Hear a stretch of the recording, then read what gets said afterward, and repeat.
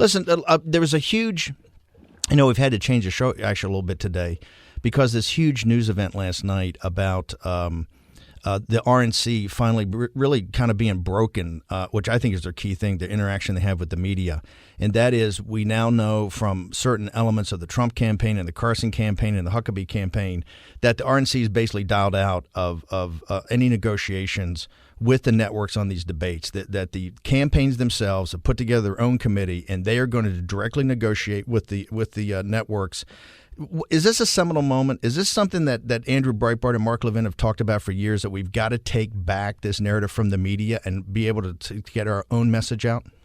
I think so, if they actually follow through with this. And it's very, very important that the campaigns work together. But you have a few outliers like Lindsey Graham, as you reported, brought this fellow Ben Ginsburg in, so the audience knows who that is. He's the lawyer Svengali for the establishment, who is anti-conservative and anti-Tea Party. He's a Bush, McCain, Romney guy. And it would be terrible if he has significant influence in this process. I don't think he will, but here's the thing.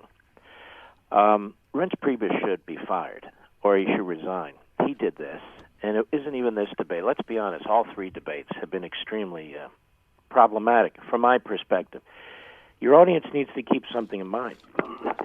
These are the Republican Party debates. They're not the media debates. And it's worse than even who they get to select. Number one, when a debate occurs, all platforms should be able to cover it. It shouldn't be owned by whether it's Fox or CNN or CNBC or whatever the news outlet is.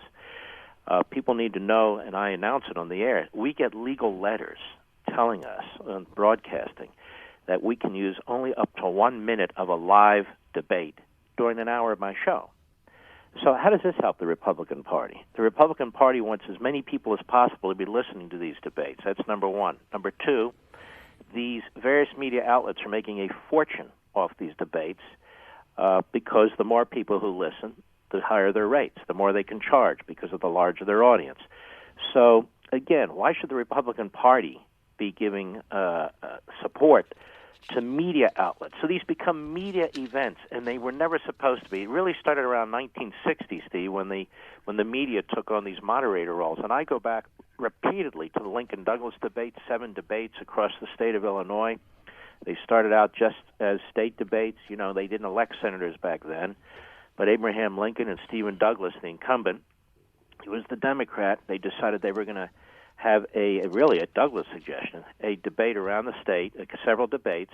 The media were scribes. They would transcribe what was going on. They reported. They could comment on it, but they had nothing to do with it. And that got national attention, mostly because of Lincoln's positions on slavery and the Union and so forth, and it brought him to the attention of the Republican Party.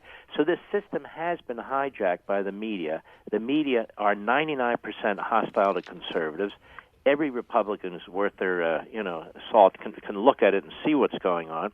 And Reince Priebus is a very weak, feeble Republican National Committee chairman. Were you shocked when he said, "I feel betrayed"? I mean, on the Saturday show, he said it on Friday. He says, "I feel betrayed I was betrayed by NBC." We took 100 calls on the Saturday show of the typical person that listens to SiriusXM, the Patriot channel. Mark, you call in on occasion. These are hardworking Americans. Not one person said they would ever trust NBC. It was such a naive comment, but it shows you his mindset. Well, which media outlet will we trust at this point? Seriously. I mean, the fact of the matter is, in order for them to jack their ratings up, they have to create controversy. This is the thing. This is the outrage. But again, what is the purpose of this? These are the Republican So you've made an argument I haven't heard other people make, which I think is obviously very perceptive in your knowledge of the media, is that we've allowed these media companies to make this their own intellectual property, on which, if Mark Levin or the Breitbart News wants a clip from it, it's a 60-second clip, and their lawyers are all over you. You're not going to play more of it. They're charging huge rates as people have clearly a huge interest in this thing.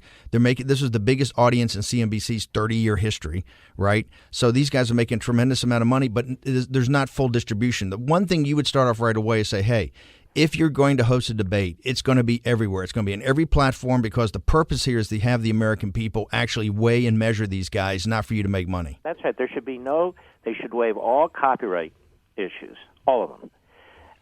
Because I would think the goal of the Republican Party is to have as many people tune in as possible, number one. Number two, we cannot allow the media to control or influence these debates. They get to comment on them. They get to report on them. They get to observe them. They don't get to participate in them.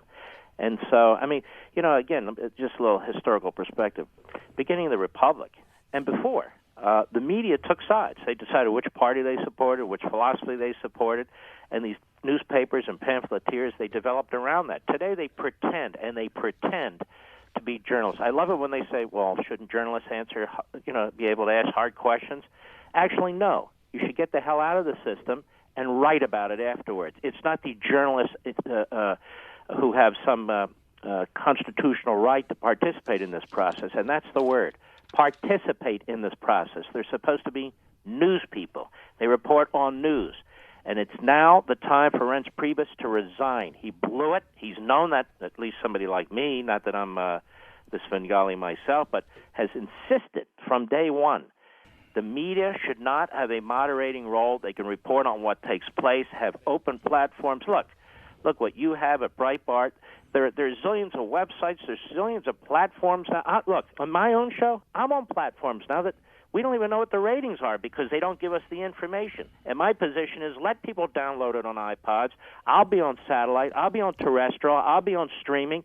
Now, if I can do that for my show, which is a profit-making show, a commercial venture, why the hell can't the Republican Party do it for its own candidates?